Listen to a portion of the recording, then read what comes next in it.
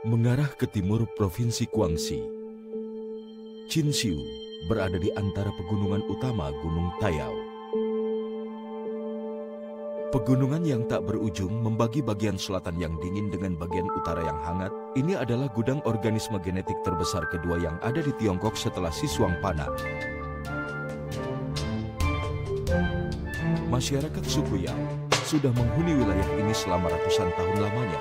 Mereka menuangkan keuletan dan kebijaksanaan dalam kehidupan mereka.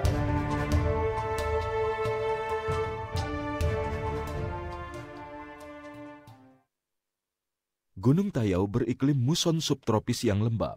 Tempat ini dipenuhi hutan bambu, menghasilkan berbagai macam rebung. Rebung-rebung ini menjadi sumber serat utama bagi warga Jinxiu.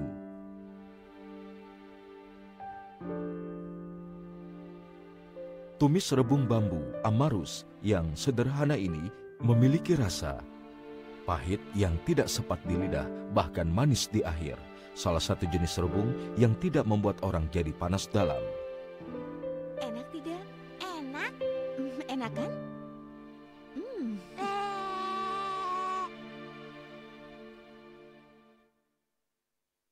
Qingsan yang berjarak 70 km dari ibu kota, terdapat hutan bambu amarus yang besar.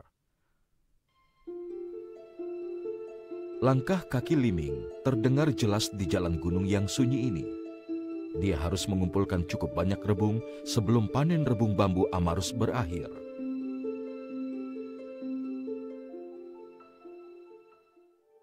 Sesampainya di hutan bambu, Liming akhirnya melihat jejak kaki di tanah. Hal ini membuatnya sedikit cemas. Berdasarkan siklus pertumbuhan bambu ini, panen tahun ini sangat sedikit.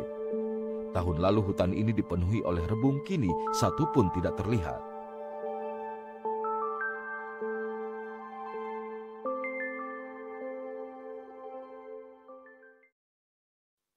Aku suka sekali dengan rebung ini, apalagi kalau ditumis. Benar, ditambahkan santan lebih enak. Iya, ini bagus sekali untuk dikonsumsi, terutama mengandung seratnya. Di hutan kan banyak pohonnya. Iya, tentu saja. Rebung bambu amarus merupakan hal terpenting bagi kelangsungan hidup keluarga Liming. Ibu Liming yang berusia 60 tahun mengidap radang sendi akibat bekerja di ladang. Masyarakat suku Yao percaya mengonsumsi bambu amarus bisa meredakan radang sendi mereka. Liming memperoleh 2.000 sampai 3.000 yuan dari hasil rebungnya. Penghasilan ini sudah cukup baginya menafkahi keluarga. Amarus hanya tumbuh pada musim semi. Setelah bulan Maret, rebung bambu amarus juga akan hilang. Tidak ada waktu lagi, Liming enggan menyerah. Untuk menghindari pencari rebung lain, dia mencari ke tempat yang lebih jauh, terpencil dari biasanya. Jalan yang terjal dilewati jalan kaki. Setelah mencari selama 2 jam, Liming menemukan batang rebung yang muncul ke permukaan. Liming mengumpulkan satu persatu rebung bambu amarus itu. Dia hanya memotong bagian yang muncul ke permukaan saja.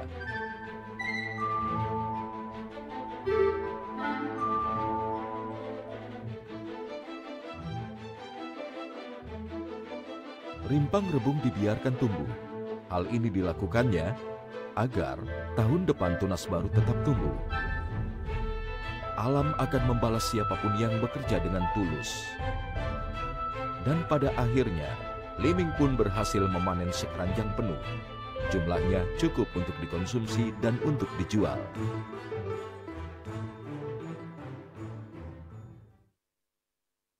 Meskipun rebung bambu amarus masih terbungkus oleh kulit luar, namun hanya bertahan selama 2 hari. Suku Yao biasanya menjemur rebung yang sudah menjadi rebung kering atau kelingking. Kelingking berwarna kuning terang dan transparan dengan aroma yang menggugah selera. Ini salah satu makanan kering yang terkenal. Namun dengan adanya kulkas, kebiasaan suku Yao pun berubah. Setelah kulit luar dikupas, tersisa bagian dalam rebung yang lembut. Setelah dicuci, direbus sebentar dalam air mendidih. Rebung segera disimpan dalam kulkas. Dengan begitu, rebung akan tetap segar. rebung yang masih segar lebih nikmat. Potongan yang mengikuti arah seratnya, kerenyahan rebung dapat terjaga. Cara memasak rebung amarus di kalangan suku Yao ditumis dengan daging asap. Rebung ditumis dengan daging asap yang diiris tipis. Saat rebung sudah menyerap lemak daging asap dengan sempurna, masakan bisa diangkat. Rasa segar dan renyah bercampur dengan aroma asin dari daging asap. Inilah hidangan lezat yang disuguhkan suku Yao saat menyambut tamu penting. Rasanya enak sekali ya. Ya, enak sekali. Kami sering memakannya.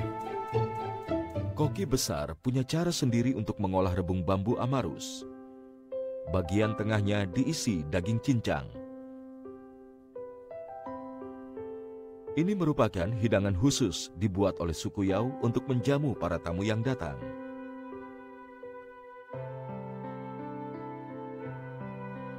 Segala kerja keras Liming terbayarkan dengan makan malam bersama keluarganya. Rebung pahit pun terasa manis. Orang Tiongkok percaya makanan dan obat punya khasiat yang sama. Rasa pahit rebung bambu amarus dihasilkan oleh kandungan glikosida di dalamnya, bisa mencegah kanker dan menangkal racun. Gunung Tayau banyak menyimpan spesies tumbuhan, selain untuk makanan juga untuk obat. Semua tumbuhan ini bersembunyi dalam gunung, menunggu para penjelajah untuk menemukannya. Chow Teming melihat setangkai obat herbal di tebing. Dia memanjat tebing itu. Batu-batu ini kurang stabil. Tanpa pelindung apapun, Chow Teming memanjat tebing yang curam ini. Meski demikian, Chow tetap terlihat tenang.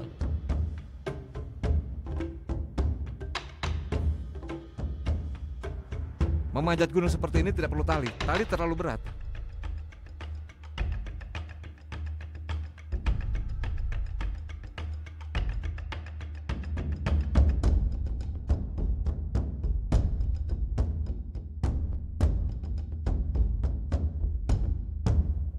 Akhirnya, dia mendapatkan setumpuk tanaman obat liar, si kanlan. Ia melemparkannya ke bawah, kemudian kembali ke permukaan dengan selamat. Biasanya kalau mendaki setinggi ini, saya mencari bahan makanan. Tidak mudah menemukan bahan obat dari sekian banyak tanaman yang ada. Chow Teming lahir dari keluarga tabib suku Yao. Kemampuannya mengidentifikasi obat herbal didapat dari sang kakek. Tabib suku Yao merupakan profesi yang sangat dihormati di Chinxiu. Keahlian mereka sudah terkenal di seluruh dunia. Toko obat herbal yang dikelola sang kakek Pang Fuan sudah berhasil menyembuhkan banyak orang.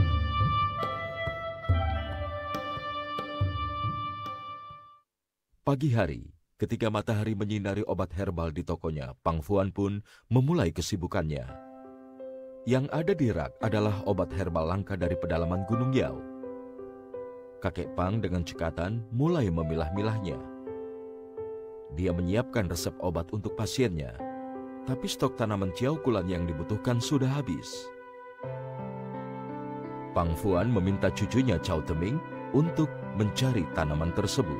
Ayo cepat, kita berangkat sebelum matahari tinggi. Tunggu apa lagi?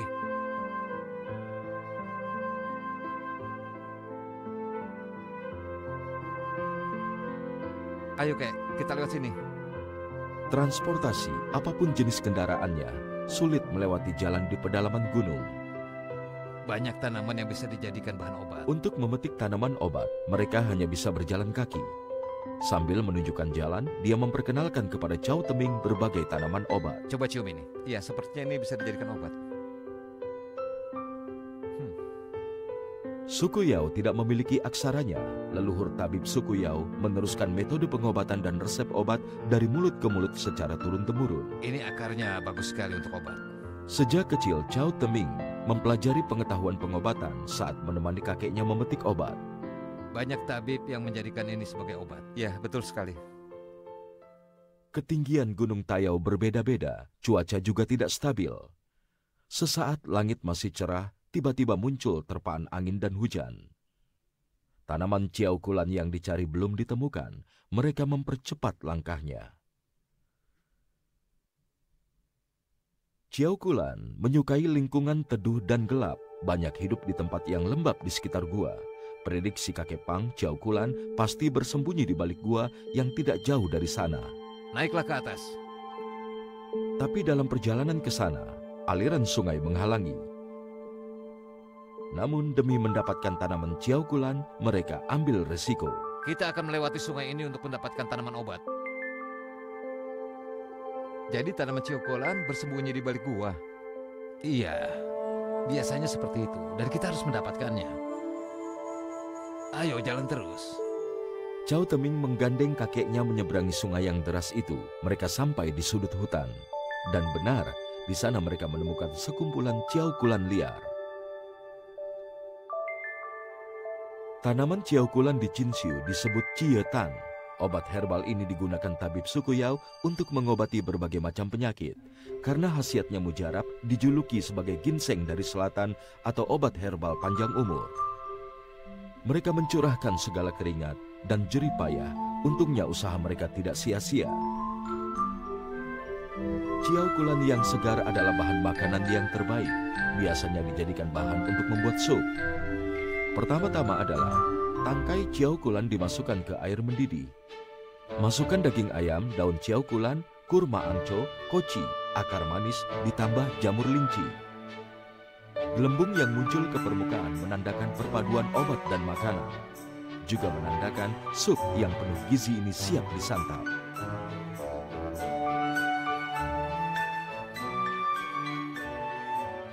Di desa Tasin yang terletak di Chinsiu bagian tenggara, jalanan yang berliku merupakan satu-satunya akses memasuki pelosok gunung. Gunung Sengtang yang tertutup awan menyisakan deretan gunung yang samar-samar. Namun pemandangan yang indah ini tidak mampu merubah kegelisahan Huran Lin. Menunggu penetasan telur ayamnya, namun saat itu inkubator buatannya rusak. Kalau tidak diperbaiki, tidak akan jadi anak ayam. Iya, aku sedang berada di pelosok gunung. Aku tidak bisa pulang cepat. Lalu bagaimana dengan telur-telurku? Apakah bisa menetas?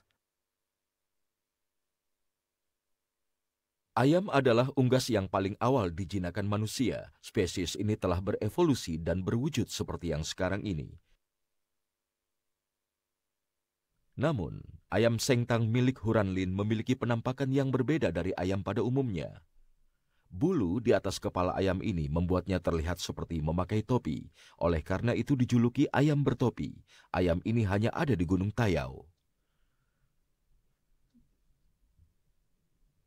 Desa-desa yang letaknya jauh dari kota masih kekurangan peralatan modern. Inkubator milik Huran Lin, komponen sederhana yang dibeli dari internet, tidak bergaransi. Dan tidak ada yang bisa memperbaiki mesin ini untuknya. Ia memperbaiki mesin ini sendiri.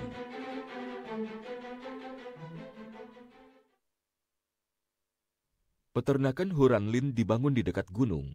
Dibiarkan bebas berkeliaran, ayam miliknya sehat dan kuat. Ayam Sengtang miliknya sangat mampu bertahan hidup di alam liar. Sayangnya, ayam memang bukan spesies hewan terkuat di alam liar. Elang yang terbang di langit adalah musuh mereka.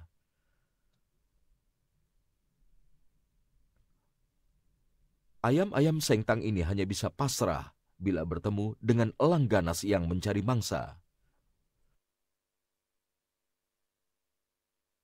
Namun keadaan akan berubah besar bila menambahkan 2 ekor angsa ke dalam ayam tersebut. Angsa punya sifat ganas, bukan hanya menjaga pekarangan rumah, juga bisa mengusir musuh ayam seperti elang dan musang. Angsa-angsa ini mampu melindungi kawanan ayam. Berkat teknik beternak yang luar biasa ini, Huran Lin pun dikenal banyak orang sebagai peternak ayam yang andal.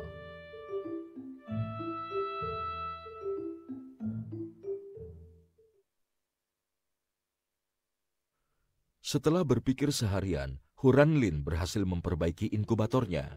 Telur terselamatkan, dia merasa sangat lega.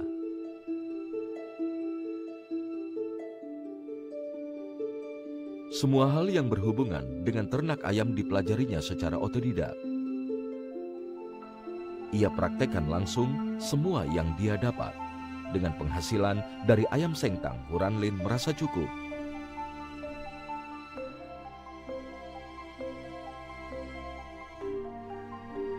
Dari penghasilannya beternak, saat ini dia sudah mampu membangun rumah minimalis kecil serta rumah tangga yang bahagia.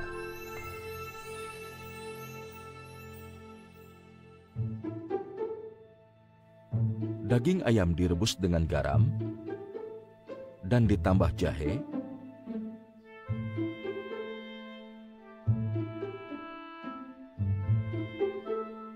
Setelah itu direndam dalam air, daun bawang, jahe, dan ditambah bawang putih yang dicincang.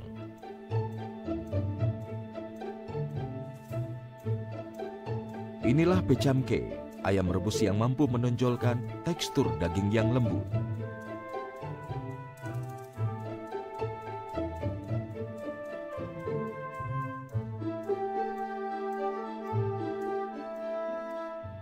Air sisa rebusan ayam memiliki rasa yang gurih, bisa menjadi kuah dasar masakan berikutnya.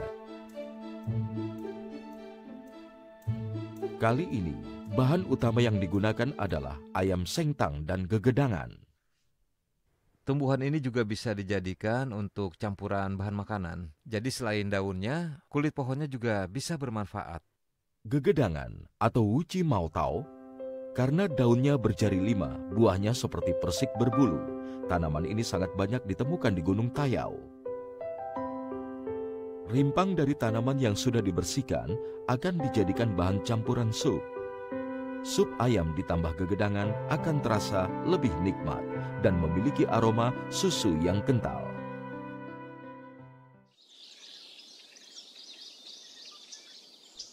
Sepuluh kilometer dari Bukit Sengtang, ribuan aliran sungai bermuara menjadi sebuah danau. Inilah Danau Sengtang. Pemandangan yang indah bagaikan sebuah lukisan. Air mengalir tenang dikelilingi gua dan gunung-gunung berdiri tegak yang saling bersimpangan. Air memberi kesegaran bagi danau dan pegunungan, memberikan nutrisi pada makanan.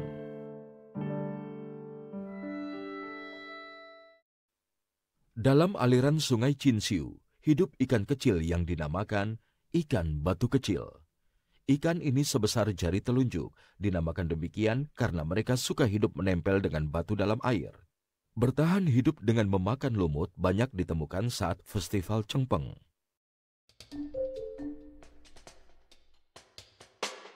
Tiba di waktu yang dijanjikan, Tao Xiaoming yang bekerja di ibu kota kembali ke kampung halamannya di desa Jiangyan dan pergi menangkap ikan bersama Chin Kai Weng. Apakah kakek yakin kalau di sini banyak ikan batu kecil? Tentu saja. Lalu bagaimana cara mendapatkannya? Makanya kita harus segera ke sana. Nanti kau akan tahu. Jadi di sebelah sana. Baiklah. Senapan dari bambu, gelang karet, kerangka payung yang tidak terpakai, dan sepotong kaca transparan adalah alat untuk menangkap ikan batu. Sejak kecil, beginilah cara mereka menangkap ikan.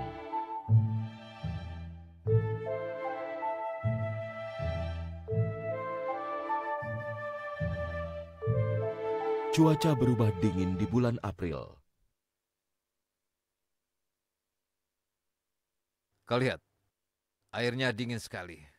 Iya, Beginilah dingin kalau sekali. di bulan April. Cuaca yang hangat menjadi dingin. Ikan batu takut dingin, mereka bersembunyi.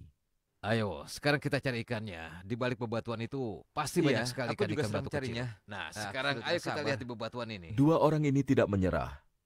Mereka menyusuri sungai dan mencari dengan cermat. Biasanya banyak sekali di balik bebatuan ini. Mereka bersembunyi. Melihat dengan mata telanjang ke dasar air tidak akan pernah tepat karena adanya pembiasan. Melalui sebongkah kaca ini, dasar air terlihat lebih jelas. Untung saja langit berubah dan lebih cerah saat itu. Suhu air yang meningkat membuat keluar dari persembunyiannya. Dan ikan batu kecil berenang ke sana kemari. Tao Xiaoming mencoba membidik ikan itu dan menembaknya. Ikan batu kecil akhirnya tertangkap dengan mudah. Yeay, aku dapat ikannya. Lihatlah, besar sekali. Wah, akhirnya kita mendapatkannya. Oh, lihatlah, aku juga dapat. Aku dapat ikannya, kek.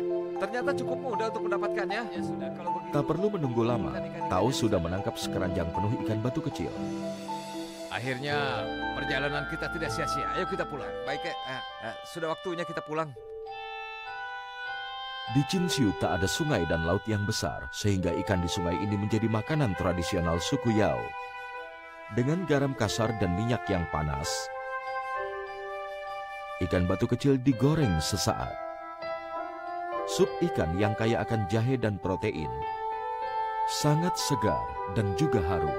Tidak terasa rasa pedasnya.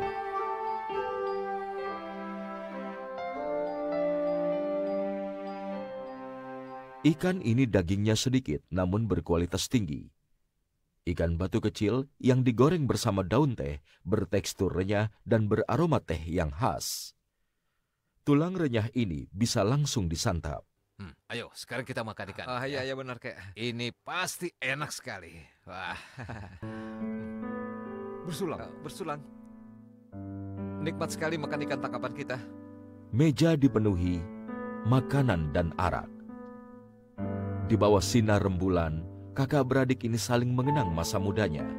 Walaupun umur mereka berbeda jauh, tapi mampu menembus ruang dan waktu.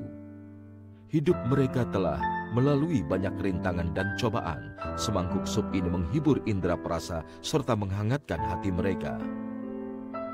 Masyarakat Chinsiu hidup harmonis bersama alam. Mereka tidak melakukan eksploitasi besar-besaran. Mereka hidup dengan sederhana.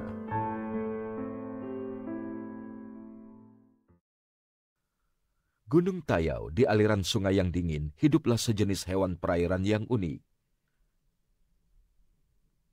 Salamander, raksasa Tiongkok ini, bisa tumbuh dan hidup ratusan tahun.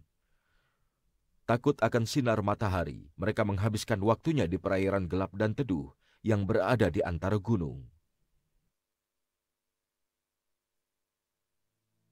Ini bahan makanan yang berkualitas tinggi, namun raksasa liar ini adalah hewan yang dilindungi.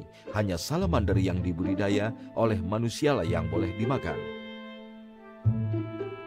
Suku Yao sangat mahir mengolah salamander.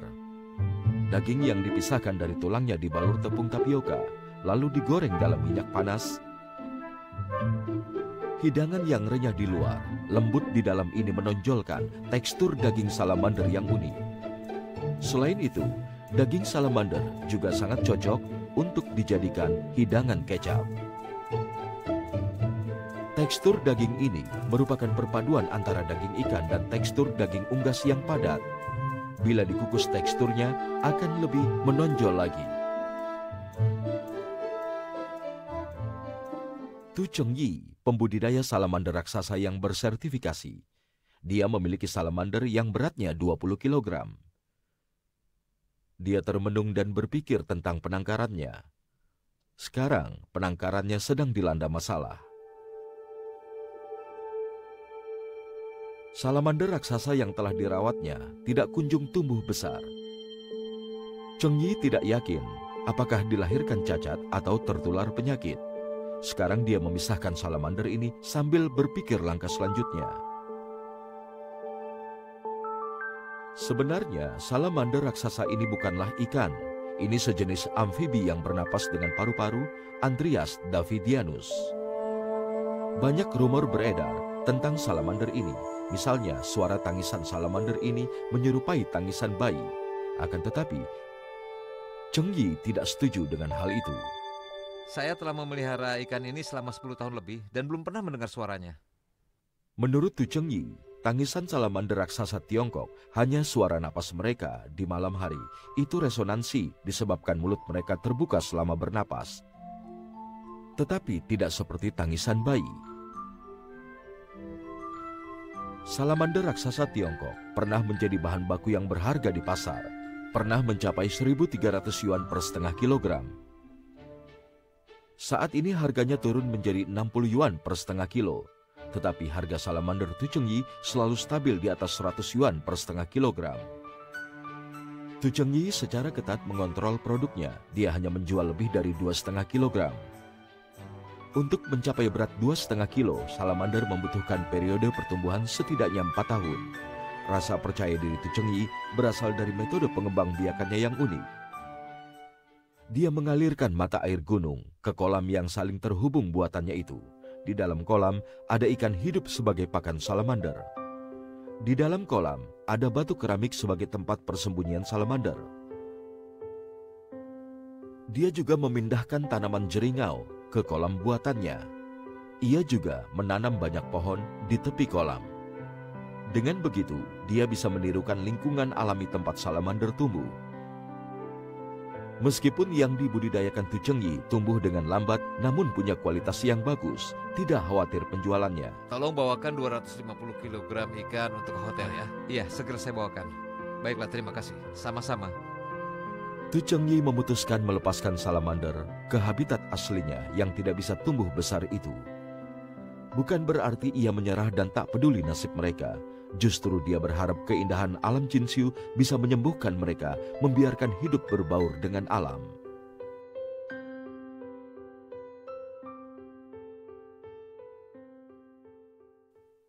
Keharmonisan masyarakat Jinxiu dengan alam tercermin pada makanan lokal yang terbuat dari bahan-bahan alami. Tahu adalah makanan sehari-hari masyarakat Tiongkok. Namun tidak seperti tahu pada umumnya, tahu Jinxiu memiliki penampilan berbeda. Ini sepotong tahu daun yang berwarna hijau. Lunak dan lembut, berwarna hijau kemilauan, mirip seperti jeli, dapat terpotong hanya menggunakan tusukan bambu. Beberapa potong dimasukkan ke mangkok. Taburkan gula pasir, perpaduan aroma tumbuhan dan aroma manis, rasanya menyegarkan. Sangat cocok dikonsumsi saat musim panas. Rasanya enak kan? Kalau enak tambah lagi ya. Iya, Ibu. Di kampung Tisui di antara Gunung Sengtang dan Danau Sengtang, Luo Qiying mengelola sebuah kawasan agrowisata. Berkat tahu daun yang unik ini, berhasil menarik banyak pengunjung. Bahan baku utama tahu daun adalah tanaman tofucai dengan nama ilmiah Peristroph bavica. Biasanya tumbuh di hutan primer daerah Jinxiu. Tanaman ini kaya kandungan pektin alami untuk tubuh manusia. Namun tofucai sangat jarang ditemukan di daerah pemukiman penduduk. Untuk mencari tofucai, Luo Qiying terpaksa harus melewati jalan gunung. Perjalanan ini terasa melelahkan, terutama bagi dirinya yang sudah tua. Terlebih lagi bila cucunya yang berumur 3 tahun memintanya untuk ikut.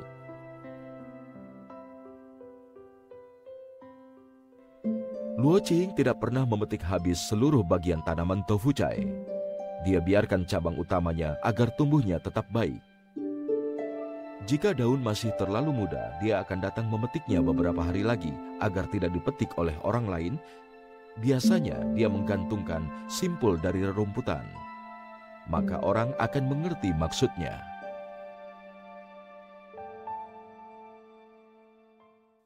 Matahari mulai terik, mereka sudah tak mampu berjalan lagi. Setelah mendapatkan tofucai, bibi Luo segera turun dari gunung. Namun, masih ada bahan yang kurang. Ketika di rumah neneknya, Luo Qiying masuk ke dapur dan mengambil semangkuk penuh abu kayu dari bawah tungku.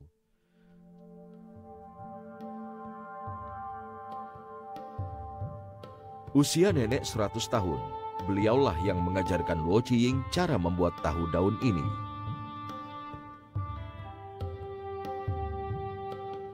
Abu kayu direndam air, bagian yang mengapung dibuang, dibiarkan sesaat hingga abu kayu bercampur dengan air. Daun tofucai yang sudah dipisahkan kemudian digosok sampai kandungan pektinnya keluar.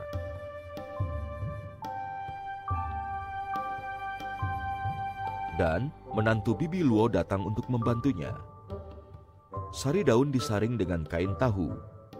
Setelah disaring 2-3 kali akan didapat sari daun hijau kemilauan dengan tekstur yang halus. Air abu kayu juga disaring agar tekstur tahu daun tidak kasar.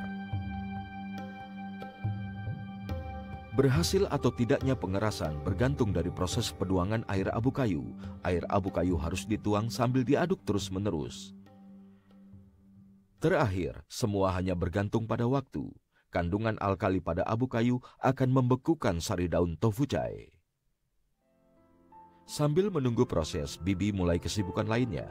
Dia teringat ladang sayur miliknya. Dia memindahkan tofu chai di ladang sayurnya. Kalau penanamannya berhasil, dia tidak perlu memetik tofu chai lagi di atas gunung. Hanya, menanam tofu chai bukanlah sebuah pekerjaan mudah. Dari percobaan sebelumnya belum pernah berhasil. Hari ini Bibi Luo terkejut melihat cabang tumbuhan tofu chai yang sudah ditumbuhi tunas baru. Kata orang aku tidak akan berhasil. Sekarang aku sudah membuktikan kalau aku berhasil. Sekarang Bibi Luo punya harapan. Dia berharap tunas muda ini bisa tumbuh sehat seperti cucunya. Itulah kebahagiaannya.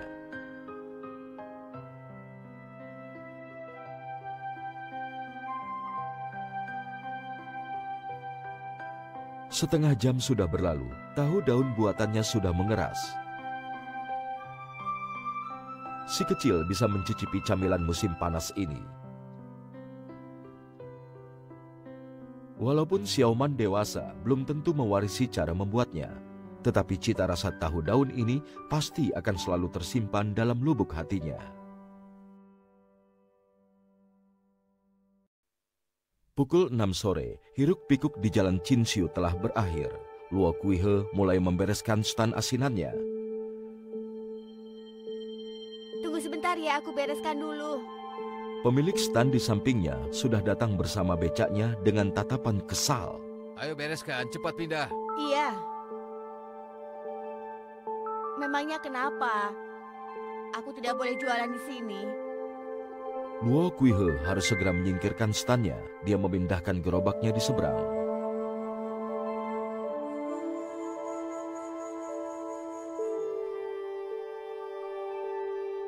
Mereka berjualan dengan tertib. Tempat stan yang menjual aneka produk asinan memberikan tempatnya kepada pedagang lain. Tempat yang biasanya jadi pangkalan becak, sebagian akan diambil alih oleh gerobak para pedagang produk asinan. Setiap hari Luo Kuihe harus memindahkan gerobaknya sesuai aturan. Sebagian besar stan asinan di Qinxiu berkumpul di Jalan Chiefang. Tradisi ini sudah berjalan 20 tahun. Setiap tahun di bulan Maret sampai Mei, acara Suan Suan Meng adalah yang paling laku.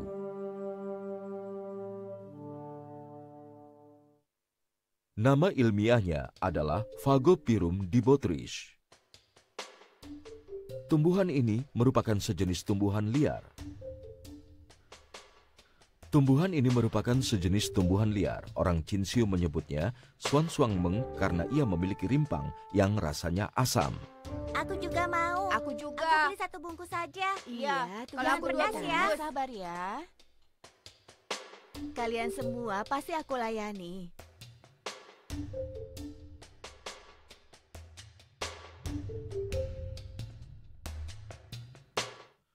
Suan Suan Meng tumbuh subur di musim semi.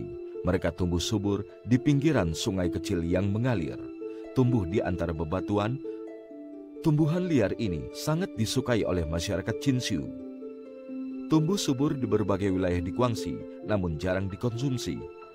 Suku Yao mengolah tumbuhan ini menjadi makanan lezat. Banyak yang suka dengan asinan buatanku.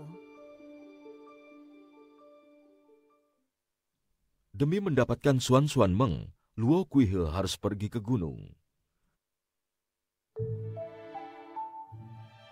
Dengan hati-hati, Bibi Luo mengendarai sepeda tuanya dengan rem yang sudah tidak pakem. Sekarang, aku akan mencari bahan-bahannya dulu.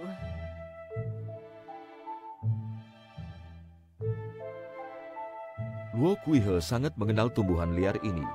Kedua mata Bibi Luo dapat menemukan dengan cepat. Bila sasaran sudah terlihat, dia langsung menarik tumbuhan itu dengan 1 tangan. Dia mendapatkannya. Ia harus mengulang gerakan ini ribuan kali untuk memetik Suan Suan Meng. Bibi Luo puas mendapatkan bahan baku asaman ini sebanyak yang dia inginkan. Tentu saja capek. Bohong kalau bilang tidak capek. Saat dia beristirahat, dia langsung mengunyah Suan Suan Meng untuk meredakan dahaga. Tumbuhan ini adalah sumber asupan air yang baik. Kalau aku sendiri lebih suka memakannya langsung seperti ini.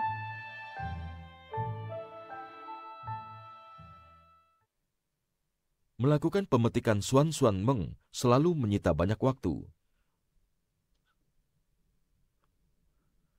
Setelah selesai memetik tumbuhan ini, Luo Kuihe bergegas pulang ke rumah untuk mengolah tumbuhan itu, agar bisa membuka stan asamannya tepat jam 10 pagi.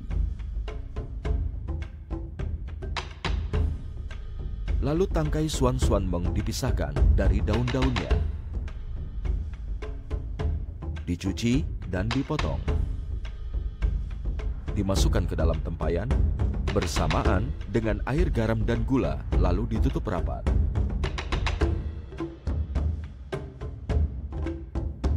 Setelah 2-3 hari, rasa asinan orang Chinsiu itu pun diperoleh.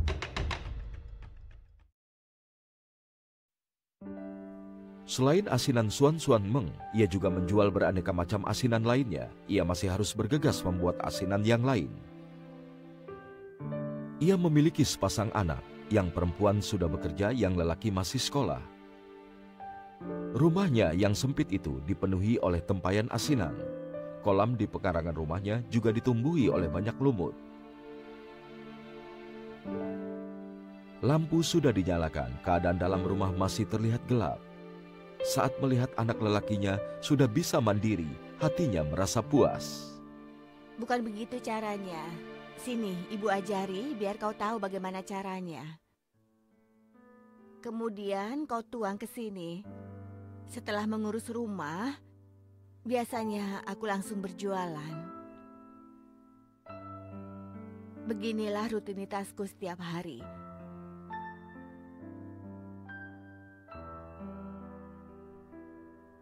Setelah itu, Luo Kuihe tiba di pinggir jalan tepat waktu, berjualan sampai malam. Selama waktu yang panjang tersebut, dia akan mengisi perutnya dengan makanan yang diantar suaminya.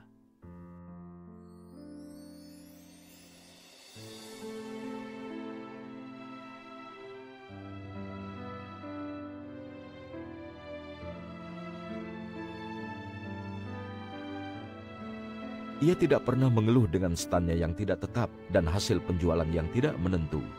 Walaupun tidak sebanding dengan hasil yang dia dapat, Luo Kuihe tetap bahagia. Asinan ini hanya ada di musim tertentu, tapi dia tetap tersenyum. Rasa Suan Meng yang murni akan menjadi rasa yang paling dominan.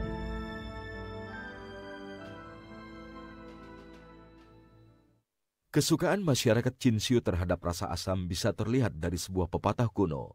Orang Tung tidak bisa makan tanpa sesuatu yang asam. Sedangkan suku Yao tidak bisa makan dengan nikmat tanpa makanan yang diasinkan. Suku Yao memiliki tradisi makan acar daging sejak zaman kuno. Tian Qianfang, 55 tahun, sudah bekerja lebih dari 20 tahun. Ia orang Yao pertama yang meninggalkan kota Chinsiu. Dia akan selalu merindukan cita rasa hidangan daging acar dari kampung halamannya itu. Sekarang dia sudah kembali ke Chinsiu dan mengelola sebuah hotel di kota. Dia beruntung bisa mencicipi daging acar lagi. Wangi sekali, ini aroma yang kunantikan. Belakangan dia memikirkan cara menanamkan unsur budaya etnis di hotelnya.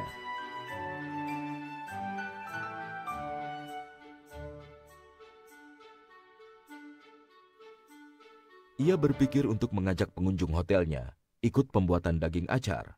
Ini hanya ide awal yang masih belum matang.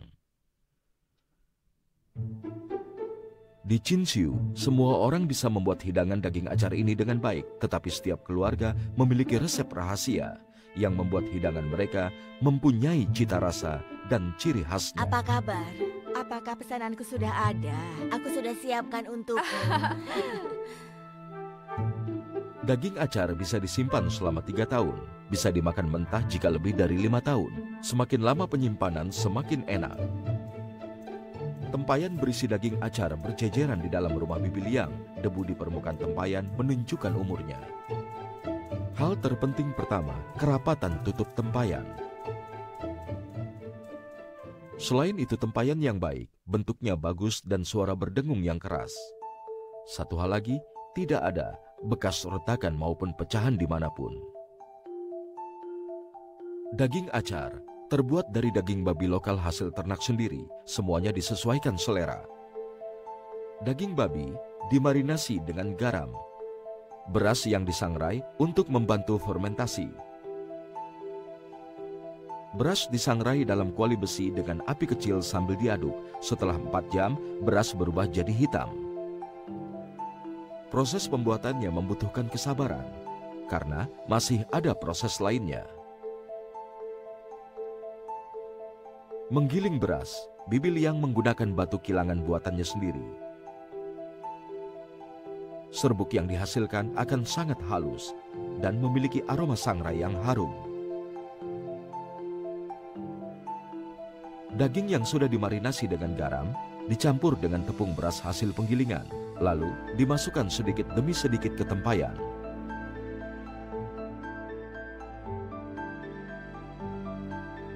Fermentasi pun akan dimulai. Sumbat tutup mulut tempayan dengan daun pembungkus bacang, lalu balik tempayannya agar mulut tempayan menghadap ke bawah.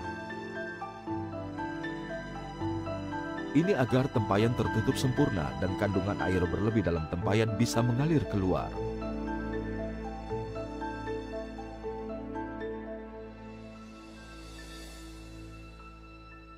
Selain cara yang tadi, bisa juga mulut tempayan menghadap ke atas, lalu kita berikan air di sekitar tutupnya. Maka daging acar yang dihasilkan akan lebih juicy. Dengan melakukan teknik yang seperti ini, bakteri Lactobacillusnya akan membantu proses fermentasi. Dibanding hasil cita rasanya, perumpamaan ini menjadi sebuah tradisi yang melekat pada suku Yao. Bibi Tian juga mengawetkan daging acar untuk cucunya yang berumur 5 tahun. Ia ingin sampai cucunya dewasa. Warna daging acar memang tidak menggoda. Lapisan warna hitam yang pekat bahkan terlihat menakutkan.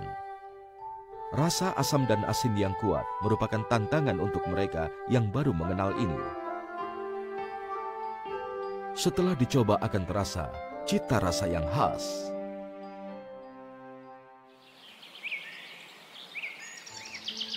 Menjelang malam, Pang Fuan telah menyelesaikan resep obat yang ia buat untuk pasiennya. Dengan cangklong tua yang menemaninya, sambil menikmati teh Ciao Kulan.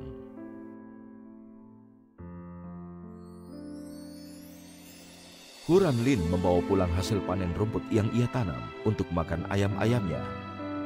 Di peternakannya, ada sekelompok anak ayam yang baru saja menetas. Kesibukannya tidak akan berhenti di sini. Luo Kuihe tidak pernah meninggalkan stannya, kecuali untuk bekerja paruh waktu sebagai asisten rumah tangga. Selama bekerja, dia percaya para pelanggan asinannya melayani dirinya. Bagi mereka, mengolah makanan sama pentingnya dengan mencapai tujuan. Setiap hari mereka rela mencurahkan keringat dan waktunya demi menghasilkan hidangan yang lezat. Mereka senantiasa menikmati kehidupan mereka yang penuh dengan kesederhanaan. Walau kadang tidak sesuai keinginan, mereka senantiasa bekerja keras. Kabut halus dan awan lembut yang menyentuh puncak gunung, langit dengan sinar matahari terbit dan senja, makanan alami menyatukan hati mereka. Inilah bagian dari kehidupan masyarakat Chinsiu yang sederhana.